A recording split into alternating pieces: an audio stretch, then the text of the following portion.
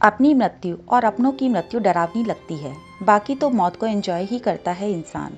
मौत के स्वाद का चटकारे लेता हुआ मनुष्य, थोड़ा कड़वा लिखा है पर मन का लिखा है। मौत से प्यार नहीं, मौत तो हमारा स्वाद है। बकरे का, गाय का, भैंस का, ऊँट का, सुअर का, हिरन का, तीतर का, मुर्गे का, हलाल का, बिना हलाल का, ताज़ा बकरे का, भुना हुआ, छोटी मछली, बड़ी मछली, हल्की आंच पर सिका हुआ, ना जाने कितने बल्कि अनगिनत स्वाद हैं मौत के। क्योंकि मौत किसी और की और स्वाद हमारा। स्वाद से कारोबार बन गई मौत। मुर्गी पालन, मछली पालन, बकरी पालन, पोल्ट्री फार्म्स, नाम पालन और मकसद हत्या। स्लॉटर हाउस तक खोल दिए, वो भी ऑफिशियल। गली गली में खुले नॉन वेज रेस्टोरेंट। मौत का कारोबार नहीं तो और क्या है। मौत से प्यार और उसका कारोबार। इसलिए क्योंकि मौत हमारी नहीं है, जो हमारी तरह बोल नहीं सकते, अभिव्यक्त नहीं कर सकते, अपनी सुरक्षा स्वयं करने में समर्थ नहीं है। उनकी असहायता को हमने अपना बल कैसे मान लिया।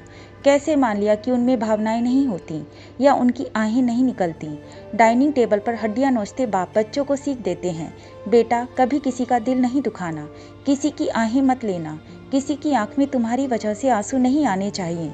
बच्चों में झूठे संस्कार डालते बाप को अपने हाथ में वो हड्डी दिखाई नहीं देती जो इससे पहले एक शरीर थी, जिसके अंदर इससे पहले एक आत्मा थी। उसकी भी एक माँ थी जिसे काटा गया होगा, जो कराहा होगा, जो तड़पा होगा, जिसकी आहें निकली होंगी, जिसने बदुआ भी दी होगी। कैसे मान लिया कि जब जब धरती पर अत्याचार बढ़ेंगे तो भगवान सिर्फ तुम इंसानों की रक्षा के लिए अवतार लेंगे। क्या मूक जानवर उस परमपिता परमेश्वर की संतान नहीं है? क्या उस ईश्वर को उनकी रक्षा की चिंता नहीं है? धर्म की आड़ में उस परमपिता के नाम पर अपने स्वाद के लिए कभी बकरे काटते हो, कभी बकरे की बलि चढ़ाते हो, कहीं तुम अपने स्वाद के लिए मछली का भोग लगाते हो। कभी सोचा क्या ईश्वर का स्वाद ये होता है? क्या ये है उनका भोजन? किसे ठग रहे हो? भगवान को, परमात्मा को? मंगलवार को नॉनवेज नहीं खाता, आज शनिवार है इसलिए नहीं। नवरात्रि में तो सवाल ही नहीं उठता। झूठ पर झूठ, झूठ पर झूठ, झूठ पर झूठ। हमारे बच्चों को अगर कोई ऐसे खाए तो हमें कैसा लगेगा? कर्म का फल मिलकर रहता है, ये याद रखना। ईश्वर ने बुद्धि सिर्फ तुम्हें दी ताकि तमाम योनियों में भटकने के बाद मानव योनि में तुम जन्म मृत्यु के चक्र से निकलने का रास्ता ढूंढ सको। लेकिन तुमने इस मानव योनि को पाते ही स्वयं को भगवान समझ लिया। प्रकृति के साथ रहो, प्रकृति के होकर रहो। मांसाहारियों का एक सदाबहार तर्क मैं अक्सर सुनती हूँ, पेड़ पौधों में भी तो जीवन होता है, तो उन्हें क्यों खाते हैं? आइए आज इस तर्क की समीक्षा की जाए। तो मैं मांसाहारियों से पूछना चाहती हूँ, क्या एक शाकाहारी पेड़ उखाड़ कर खा जाता है? एक कुतर्की मांसभक्षी बायोलॉजी के बेसिक नियमों से भी अनभिज्ञ होता है, अथवा उसे पता होता है कि शाकाहारी तो फल फूल सब्जी अन्य जैसी चीजें खाते हैं जो पेड़ पौधों का हिस्सा होते हैं, स्वयं पेड़ पौधे नहीं। फल फूल तो वृक्ष उत्पन्न ही इसलिए करता है ताकि दूसरे जीव, कीट पतंगे, पक्षी फल फूल की तरफ आकर्षित हों, उनका सेवन करें। अब चूंकि बीज स्वयं ऐसे रसायनों से कोटेड होता है जिन्हें पशु पक्षी पचा नहीं पाते, इसलिए बीज उनकी डाइजेस्टिव ट्रैक्ट से सुरक्षित निकलकर भूमि का हिस्सा बनकर पेड़ पौधों की उत्पत्ति करता है, जिसे ये हिंसा बताते हैं। वास्तव में यह प्रकृति द्वारा वनस्पति को प्रदत्त प्रजनन विधि है। इसके अलावा शाकाहारी पौधों के उन हिस्सों को भी ग्रहण करता है जिन्हें पौधे फोटोसिंथेसिस की मदद से भोजन के रूप में स्टोर रखते हैं। इस प्रक्रिया में किसी भी पेड़ पौधों की जान नहीं चली जाती है और ना ही पेड़ पौधों को दर्द होता है। यह भी विज्ञान प्रमाणित है कि पेड़ पौधों में दर्द महसूस कराने वाले न्यूरो रिसेप्टर्स नहीं होते। उसके अलावा हमारे द्वारा ग्रहण किए गए हिस्से को पेड़ वापस उगाने की भी क्षमता रखता है। इस पूरी प्रक्रिया में दूसरे का भोजन हड़पने की थोड़ी बहुत अनैतिकता आप इसमें ढूंढ सकते हैं, जिसकी मुक्ति कृतज्ञ भाव से भोजन ग्रहण करके, पौधों को धन्यवाद ज्ञापित करके भी हासिल हो सकती है। पर एक तरफ जहाँ यह अनैतिकता है तो वहीं दूसरी ओर तो साफ तौर पर क्रूरता की पराकाष्ठा है।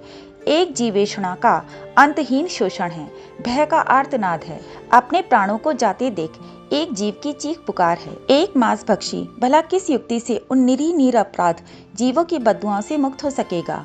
अगर एक मांसभक्षी वाकई पेड़ों के कटने से व्यथित होता है तो मैं बताती हूँ कि पेड़ों को क्यों काटा जाता है।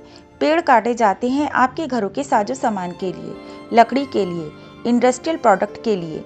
जंगल का 70% हिस्सा काटा जाता है कृषि योग्य भूमि हासिल करने के लिए, ताकि मांस भक्षियों की खुराक बनने वाले जीवों का चारा पानी उगाया जा सके। विडंबना देखिए, पेड़ों के हितैषी मांसाहारी को पता ही नहीं होता कि पेड़ों की सबसे ज्यादा क्षति का जिम्मेवार वह स्वयं ही होता है, कोई शाकाहारी नहीं। यह भी एक स्थापित तथ्य है कि खाए गए भोजन का 10% हिस्सा ही बॉडी फैट में तब्दील होता है। अर्थात सामान्य गणित से भी चले तो 10 मांस भक्षियों की खुराक तैयार करने में लगे शाकाहार से 100 लोगों का पेट भरा जा सकता है। अर्थात एक अकेला मांसाहारी 10 लोगों का भोजन तो हड़पता ही है, जंगलों को नष्ट करता है और एनिमल फार्मिंग के रूप में वर्ल्ड ग्लोबल वार्मिंग का भी सबसे बड़ा कंट्रीब्यूटर है। पर एक मांसाहारी को तर्क, सांख्यिकी अथवा पर्यावरण से क्या लेना देना? उसकी बुद्धि तो जिह्वा स्वादन हेतु कुतर्क की उत्पत्ति में ही मगन रहती है। बहरहाल हिंसा और अहिंसा के भेद भी बेहद सूक्ष्म हैं। मैं अगर पूर्णतः अहिंसक होने का व्रत धारण करके वायुपान पर ही जीवित रहने का प्रण ले लूं, तो क्या यह अहिंसा होगी? नहीं जी, यह सरासर हिंसा होगी, मेरे खुद के प्रति, मेरे परिवार के प्रति। मैं तो यह कहती ही नहीं कि विश्व कल से शाकाहारी हो जाए और पूर्णतः क्रूरता से मुक्त हो जाए, पर हिंसा को त्यागने का विकल्प ना हो तो न्यूनतम हिंसा ही मनुष्य के लिए वरेण्य होनी चाहिए।